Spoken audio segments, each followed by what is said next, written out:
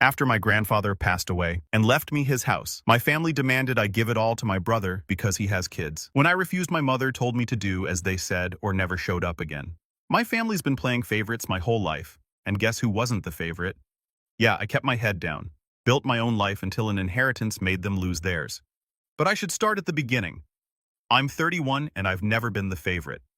That title has always belonged to my older brother Colin, 36, married, 4 kids, and the owner of 3 fitness franchises called Peak Performance. He posts his quarterly revenue like it's a public service announcement. He gave my parents grandkids, which makes him untouchable. Me. I'm a municipal code inspector. $54,000 a year to crawl through attics, measure setbacks, and make sure buildings don't fall on people. Not glamorous, but honest. I worked graveyard security through my 20s while getting certified, living in roach-friendly studios and counting quarters for laundry. When Colin was 28, my parents loaned him $70,000 to start his first gym. No interest. When I asked for $3,000 to cover certification fees, Dad acted like I'd asked him to donate a kidney. Learn self-reliance, he said. Funny how that lesson never applied to Colin. My grandfather, Ben Cross, was mostly a stranger. Lived a couple hours north in Riverside, sent birthday cards with a crisp 20, showed up at 2 or 3 holidays quiet, usually reading the paper. I assumed he didn't care much about any of us. I was wrong. The call came on a Tuesday in March.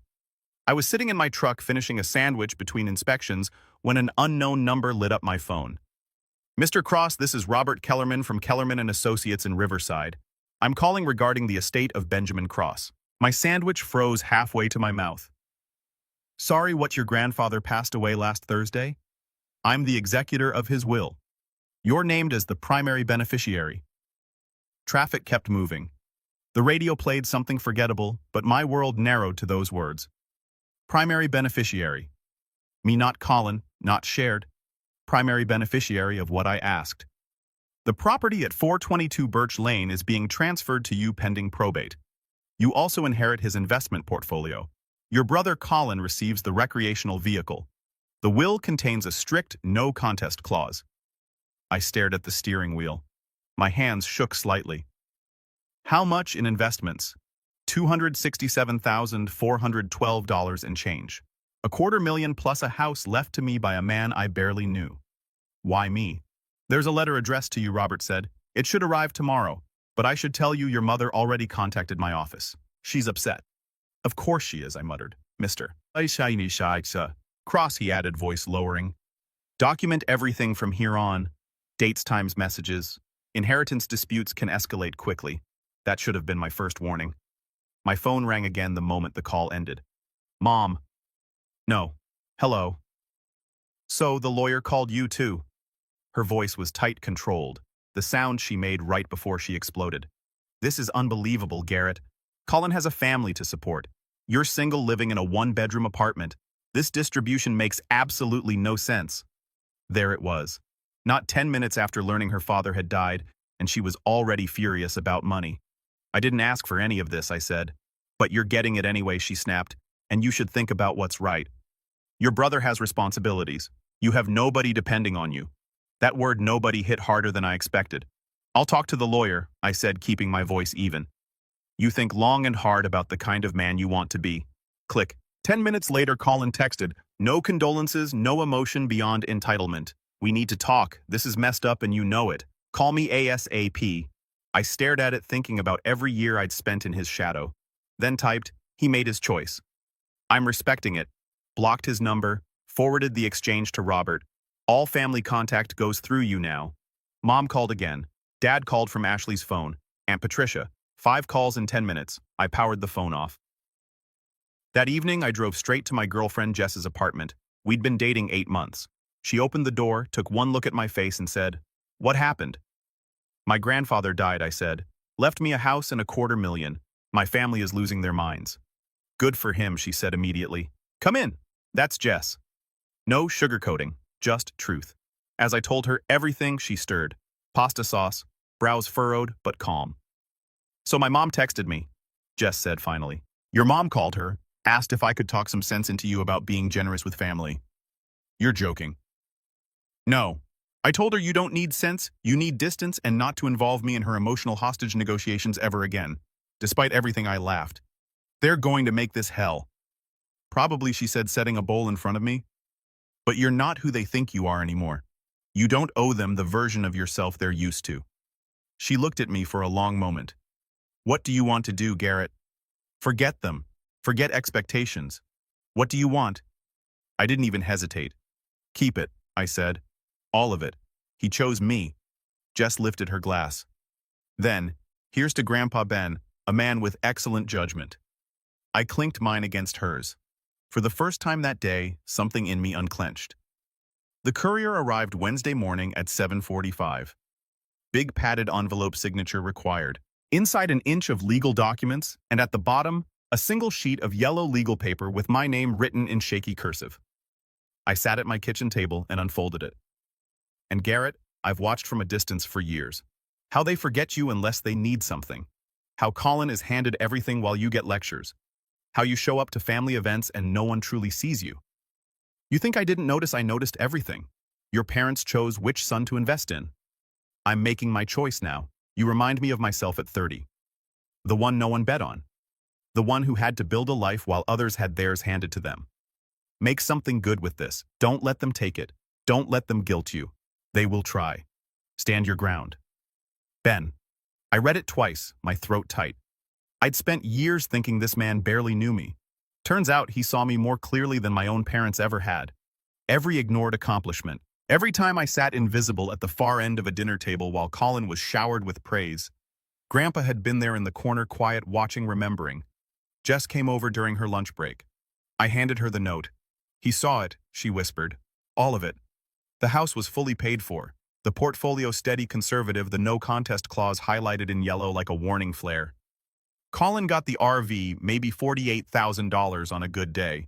He would see that as an insult, not a gift. Friday evening, my cousin Tyler called. He didn't usually involve himself in family messes. They're planning something, he said. Family meeting Sunday, 2 p.m. They can meet without me. They're already saying if you don't show up, you're being unreasonable. They're building a narrative, man. I knew that game too well. Silence would become guilt. Absence would become confession. I'll go, I said. But I'm not going alone. Good. Bring Jess. They act different when there's a witness. Jess agreed immediately. We go together or not at all. Sunday at 2, we pulled up to my parents' house. 5 cars already crowding the driveway. Colin's Escalade, Ashley's minivan, Aunt Patricia's sedan, Uncle Mark's truck, Tyler's Civic, a full audience. Ground rules, Jess said before we walked in. You say your piece once. No defending yourself. No debating. No spiraling. If they pile on, we leave. And if they block the exit? She didn't even blink. Then I call the cops and say we're being held. But they won't. Bullies only get physical when they think you're alone. I believed her. Mom opened the door before I knocked. Church dress, tight smile, cold eyes. Garrett. Jessica. Jess nodded politely. Mrs. Cross. The living room looked staged. Everyone arranged in a semicircle around the empty love seat waiting for us. The coffee table stacked neatly with printed pages. A pen placed dead center like a signature was a foregone conclusion. Mom slid the papers toward me. This is a redistribution plan, she said. A fair arrangement. I picked up the top page. Jess read along. Cross-family estate redistribution proposal. Investment split, 60-40 to Colin. House transferred to Colin for family housing stability. RV to me as compensation. A notary block waited at the bottom like a trap. Jess let out a short, humorless laugh. You're kidding. This is about doing what's right, Mom said, glaring at her. Colin has children. Garrett has worth. Jess shot back, which you seem to forget. The old man wasn't thinking clearly. Colin said, arms crossed. $250,000 to someone with no dependents? Be serious.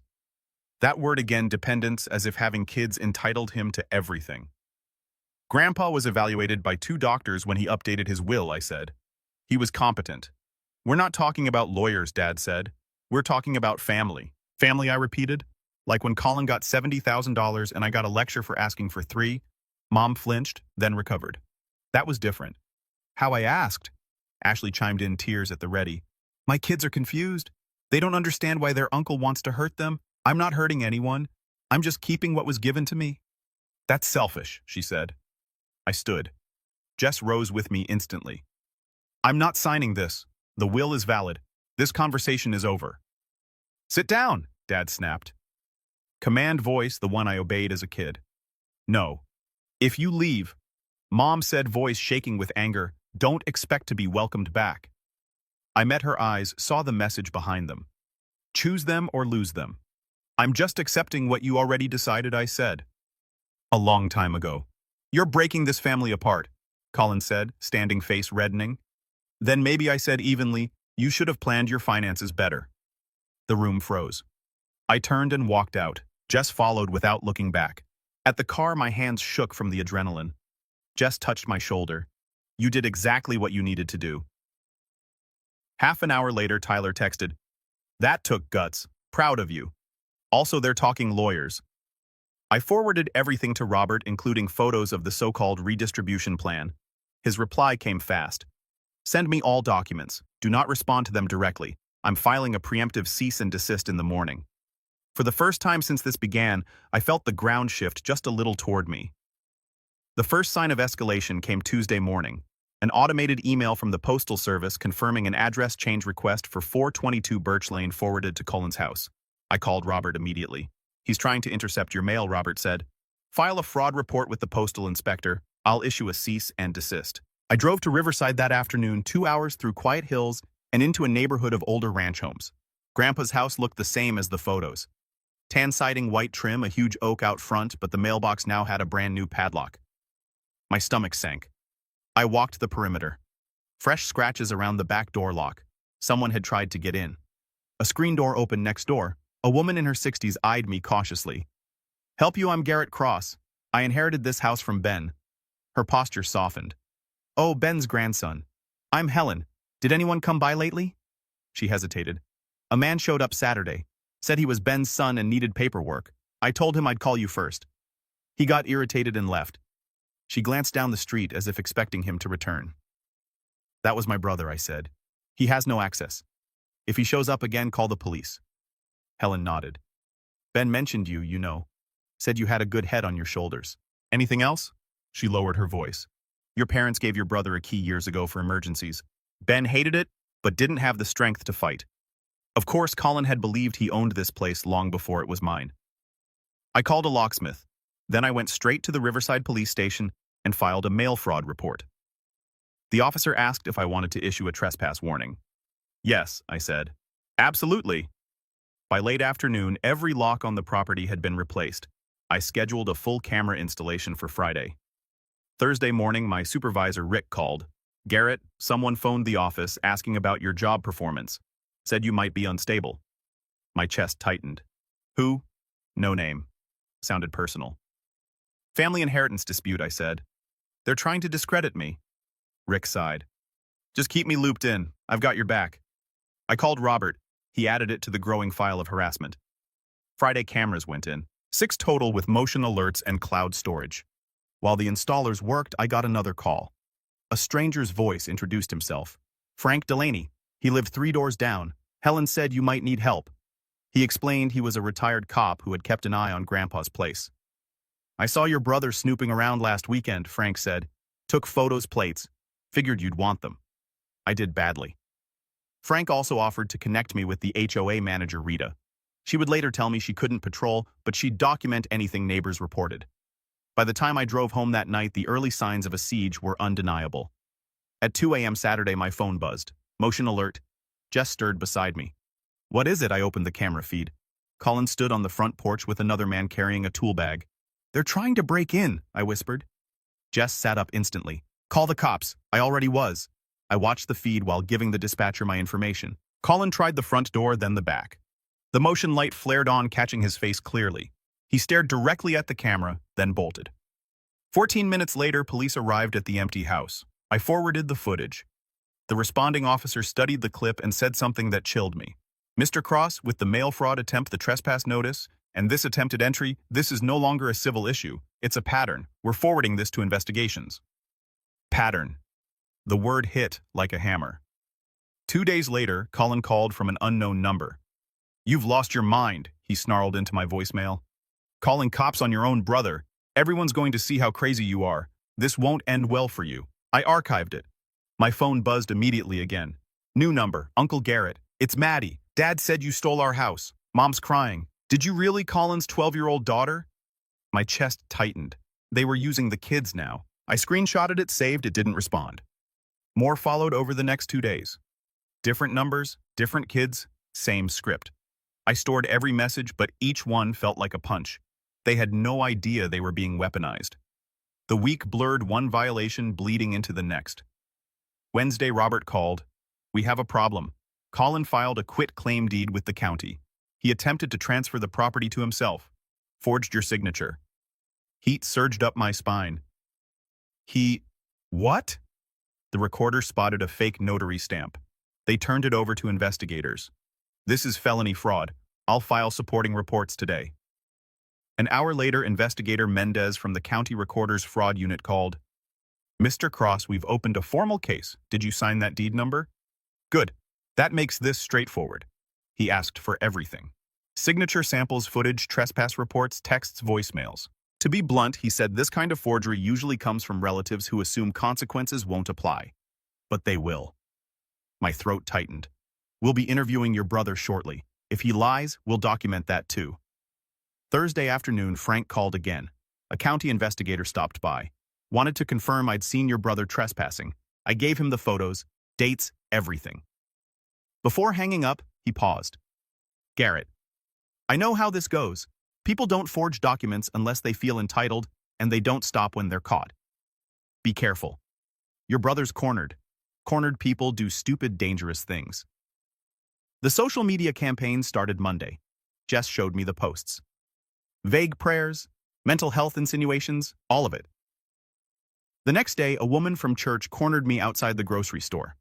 Garrett, honey, we're all praying you do the right thing. Your parents are such good people.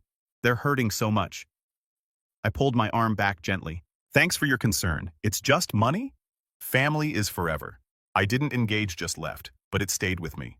The whispers, the judgment, the assumption. Tuesday. Tyler called with an update. He sounded nervous, like he was calling from somewhere private. My mom's on my ass about talking to you, but you should know Colin's business is in trouble. SB, a loan default. He missed 3 payments. The bank sent a notice about foreclosure proceedings on the gym equipment. That's probably why he's going nuclear on you. How bad, I asked? Bad enough that he's been hitting up everyone in the family for loans. My mom gave him $5 grand last month. He hasn't paid it back. That night, Jess came over. She looked tired. My family's been calling. Your mom reached out to my aunt, asked her to talk to me about helping Garrett see reason. I'm sorry. It's not your fault, I said. But I'm not going to lie, Jess. This is hard. Having my family question my judgment, having your family treat me like I'm some kind of home wrecker. She sat down heavily. I didn't sign up for a war. You can walk away, I said. I wouldn't blame you. I'm not walking away, she said, but I need you to understand what this is costing, not just you. Friday. I got called into Rick's office. He looked uncomfortable. Someone sent an email to HR anonymously. Said you've been making concerning statements at work about family members. Implied you might be unstable. That's bullshit, I said. I know, he replied, but HR has to follow protocol. They want to meet with you Monday. Bring any documentation you have. Robert drafted a letter for HR explaining the situation. Monday, I sat in HR with Rick present. The HR director, Sandra, read Robert's letter carefully. This is a coordinated harassment campaign against you, she said. I'm closing this inquiry. If anyone contacts us again, we'll refer them to our legal department and file harassment charges. Sandra leaned back, hands steepled. And Mr. Cross, your family member impersonated a concerned coworker in that email. That's fraud.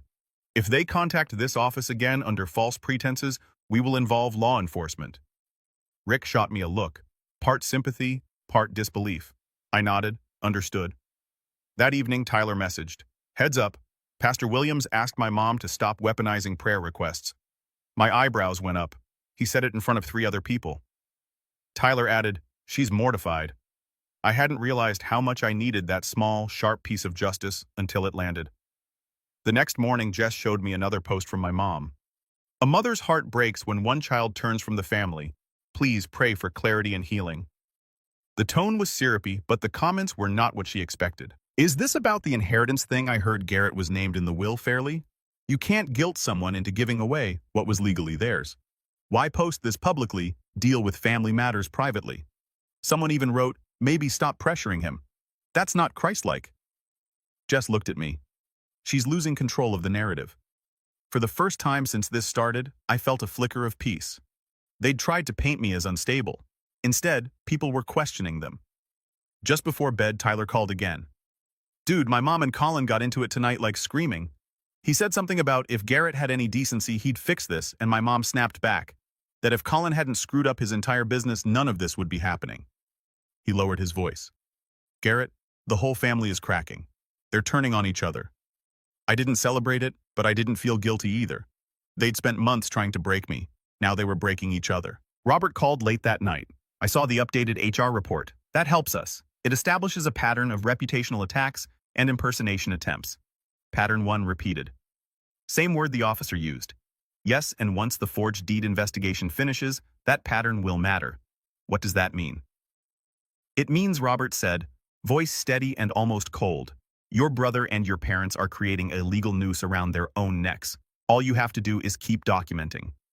For the first time, he sounded confident, not just professional. They think they're fighting you, but really they're fighting evidence. I started renovation later that spring.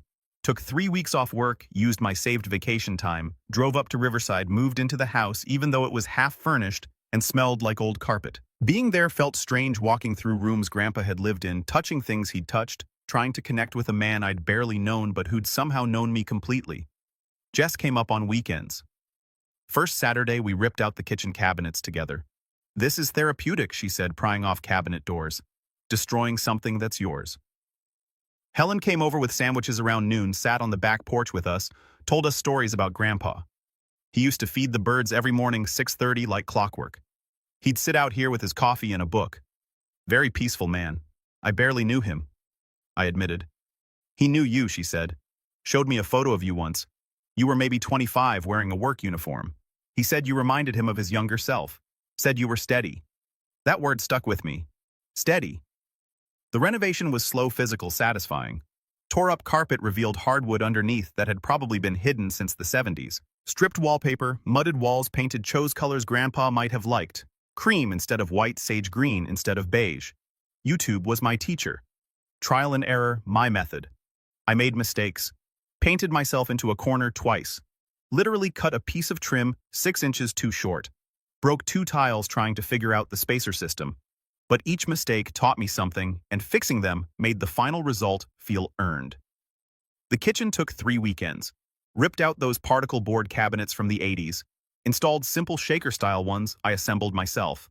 New countertops, basic laminate but clean. Replaced the ancient faucet that dripped constantly. The whole room transformed from dated brown to bright and functional. But some nights alone in that house, I'd sit in Grandpa's study and just feel the weight of it. The grief of losing someone I never really had. The regret of not trying harder to know him. The strange sensation of being seen by someone I'd thought was barely looking. One night, I was working in the study pulling books off a built-in shelf. Something fell from behind the books. A photo. Me at maybe 8 years old. 3rd grade school picture on the back in Grandpa's handwriting. Stood up for the smaller kid. Got in trouble for it. That's character. I'd forgotten that completely. The fight in 3rd grade. The kid Colin's age picking on some 2nd grader. I'd shoved him. Got detention. Got grounded for a month. Grandpa remembered. Kept the photo for 23 years. Jess found me sitting there holding it. What is it I showed her? She looked at it, then sat next to me on the floor. He saw the real you, she said quietly. Yeah, I said. He did. And I never even knew he was looking. My voice cracked on that last part. Just broke. And then I was crying. Really crying for the first time since this whole thing started. Not about the inheritance or the family war. About losing someone who'd seen me when I thought I was invisible. Jess just held me. Didn't say anything. Just let me grieve. Work continued. I hired a contractor for the major stuff, plumbing and electrical, but did everything else myself. Installed new flooring, rebuilt the back porch, replaced light fixtures. Early one morning, as I was hauling debris to the driveway, my phone buzzed with an unknown Riverside number. Mr. Cross, this is Investigator Mendez. Quick update. We're close to finishing our review of the deed. I may need you to come in soon to identify signatures formally. His tone was clipped all business. Is that bad? I asked. For the person who filed it, he said. Yes. He paused. And Mr. Cross keep documenting. Patterns matter. Then he hung up. I stood there in the driveway holding a trash bag listening to the hum of cicadas. The world was ordinary quiet, but somewhere behind that quiet something heavy was starting to tilt. One Friday evening, I was painting the living room when someone knocked. I looked through the window. Colin, alone. No truck. Must have parked down the street. Smart. Didn't want neighbors calling in his plates again. I didn't open the door. Just pulled out my phone, started recording through the window. He was wearing jeans and a t-shirt, hands in his pockets, trying to look casual, but his shoulders were tense, jaw tight. He knocked again. Garrett, I know you're in there. We need to talk. I opened the door but stood in the frame. Didn't let him in. Phone recording in my pocket. The evening air was warm crickets starting up in the woods behind the house. You're trespassing, I said. There's a formal warning on file. I'm your brother, he said. Voice strained like he was working hard to stay calm. Can we please just talk like adults? About what? About this. He gestured at the house, the yard. Everything. About the insanity of what's happening. You're really going to destroy our family over a pile of wood and nails. I'm not destroying anything, I said. I'm living in the house my grandfather gave me. I have 4 kids, Garrett. There it was again. The same argument he'd been making for months. You have nobody. You keep saying that like it matters, I said. My voice stayed level calm, like having kids makes you more deserving of someone else's property. His jaw clenched, face getting redder. It should matter. You're punishing innocent children for something that had nothing to do with them. No, I said. I'm just not responsible for your financial decisions, your business loans, your expansion plans, your lifestyle. None of that's on me. You're going to regret this, he said. Not quite a threat, more like a prediction, like he was warning me about something inevitable. Maybe I said, but it'll be my regret, not yours. Now get off my property before I call the police. He stared at me for 5 seconds, then turned and walked to the street, hands still in his pockets, shoulders tight. I called Riverside PD anyway, reported the violation. They said they'd follow up. That night, alone in the house, I sat on the newly finished back porch, beer in hand, looking at the woods behind the property. The air was cool, stars starting to show. I could hear the highway in the distance, cars heading somewhere else. My phone buzzed. Transfer app notification? Account balance showing. Probate had cleared. The money was finally legally mine. No more pending, no more waiting, no more maybe. Just there. Real. Undeniable. 267,000, one button press, I could split it, make peace, make them stop, end this war that had cost me a year of sleep and most of my family relationships. My finger hovered over the transfer screen. All I had to do was type in Colin's account info, hit confirm, watch the numbers move. Then I locked the phone, set it down on the porch rail, took a drink of my beer, and watched the trees sway in the breeze. Because peace with them meant erasing myself, meant admitting that being the overlooked one was my permanent job, meant agreeing that my life counted less than Colin's, and Grandpa hadn't given me this so I could disappear again. By late summer, I officially registered the property as a retreat center, filed the paperwork downtown, got the proper LLC designation, business insurance, occupancy permits. Did it right because I'm a code inspector and I know how things should be done. Made sure every exit sign was regulation, every smoke detector was up to code, every permit was current. The Benjamin House Retreat Center. Small operation, nonprofit status. Designed for creative professionals who needed space to work without distraction. Maximum 8 participants per session to keep it intimate and focused. Jess helped design a simple website. Photos of the house, the workspace, the grounds. One page explaining the mission, providing sanctuary for those whose work was overlooked. Another page with pricing. Reasonable rates that covered costs but didn't turn anyone away. A third page showing the space, the renovated rooms, the natural light, the quiet. I didn't announce it to the family. Didn't send invites. Just made it exist and let it speak for itself. Tyler texted me. Saw your website. That's brilliant, man. In early fall, Jess had an idea. What if you made a short video, not for revenge, for closure? Document the transformation, the story, the reason behind it. We filmed over 2 weekends.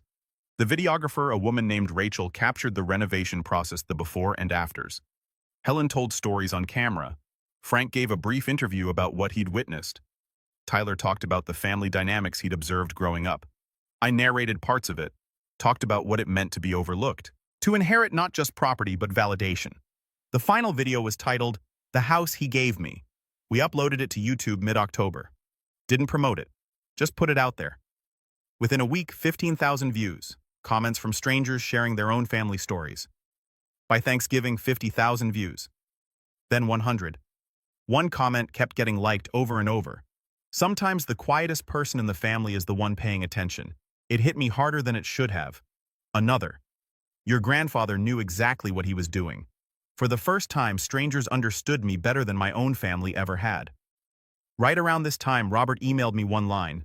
County forensic examiners completed the deed analysis. We'll talk Monday. Short, clinical, but it thrummed under my skin like distant thunder. Something was coming. The message from Tyler came late one night. Your mom saw the video. She's furious. Says you're embarrassing the family publicly. I read it twice. Felt nothing. Just a kind of quiet acceptance. They had spent months attacking my character in whispers and prayer circles. Now the truth was simply visible, and visibility felt like justice. They tried again before Thanksgiving. Colin and Ashley. This time I didn't open the door. I called the police. They got cited and finally stopped trying to show up in person. Helen told me later the neighbors were talking. They saw the video. She said they think it's beautiful and they think your family should be ashamed. She didn't say it cruelly, just truthfully. That's when I realized the power of telling your own story. When you stop letting other people speak for you, their voices suddenly don't matter as much. Christmas I spent at Helen's house. She invited me, and Jess made turkey and all the sides. Her adult kids were there. Their families. Frank came over with his wife. Rita stopped by with dessert. This is what family should feel like, Jess said later. Yeah, I agreed. January rolled around. The 1-year anniversary of Grandpa's death approached. I'd been in the house 9 months now. It felt like mine. February 3rd, around 7 p.m. There was a knock at the door. Aggressive, persistent. I checked the camera. Colin, my dad, and my uncle Mark. All 3 of them. I called the police first. Active trespass violation. 3 people. Previous citations on file. Then I went to the door but didn't open it. Spoke through it. You're trespassing. Police are on the way. Open this door, Dad said. Voice I hadn't heard in 10 months. Still had that authority tone. No, I said. We are your family. You owe us a conversation. I don't owe you anything. They left before the cops arrived. I showed the footage anyway. The responding officer reviewed the video twice. Mr. Cross, they were explicitly warned. This escalates it to misdemeanor trespass. Charges will be filed. His tone was sympathetic in a way officers rarely are. I nodded, a small exhausted relief settling in. March 15th. I was doing yard work when Helen came over holding a piece of paper. This was in my mailbox, she said. Addressed to you. It was a handwritten letter from Mom. No envelope, just folded paper. Garrett, your father is having health issues. This is your last chance to be part of this family. Mom. I read it twice. Handed it to Helen. What do you think I asked? I think it's manipulation. Classic guilt tactic. I dropped the letter into the folder on my laptop. I didn't respond. Didn't engage. April. I got a message from Tyler. Heads up, they're planning something. Vanessa mentioned a lawyer consultation. Nothing came. No lawsuit. No new demands. Just silence. The eerie kind. One Monday morning, Robert called. Garrett, the DA, reviewed the forged deed case. Your brother will be charged with 1 count of filing false instruments and 1 count of attempted fraud. My parents, I asked. They were interviewed, Robert said. They attempted to corroborate Colin's story, but the signatures, timestamps, and surveillance footage contradicted everything. The DA decided not to pursue charges against them, but the report does not look favorable. I didn't feel joy. Just a deep, steady validation. Finally, someone in authority saw the truth. Well over a year after Grandpa died, the video had climbed into the hundreds of thousands. A couple of local blogs reached out. I said no. I was sitting on the back porch with just sunset coming through the trees when my phone rang. Unknown number. I almost didn't answer. Hello, Garrett. It's Colin. I stayed quiet. Let him talk. I need help, he said, voice different. Defeated. Ashley left me.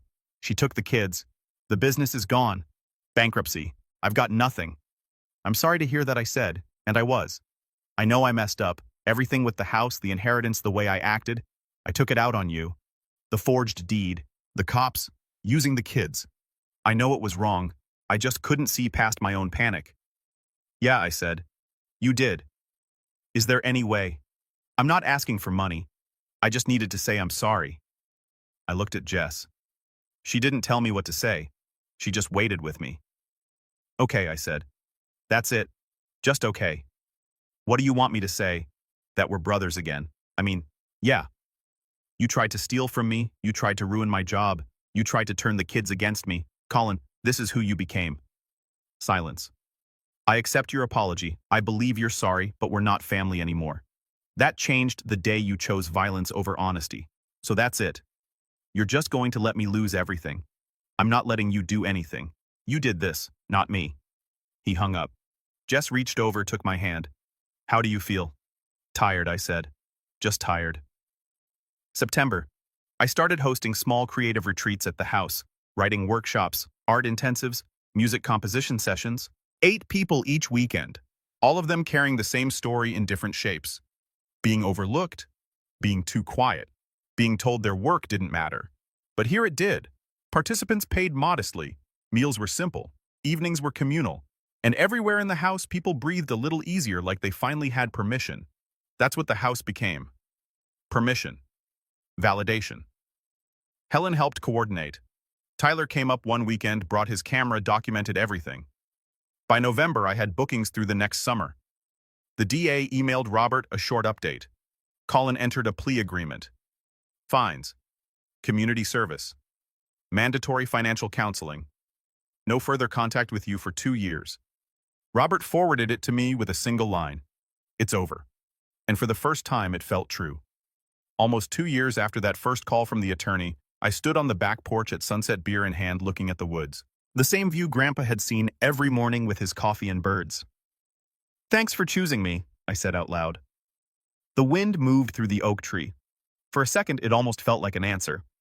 Behind me, Jess stepped outside, wrapped her arms around my waist. You good, she asked. Yeah, I said. And for the first time, I actually was.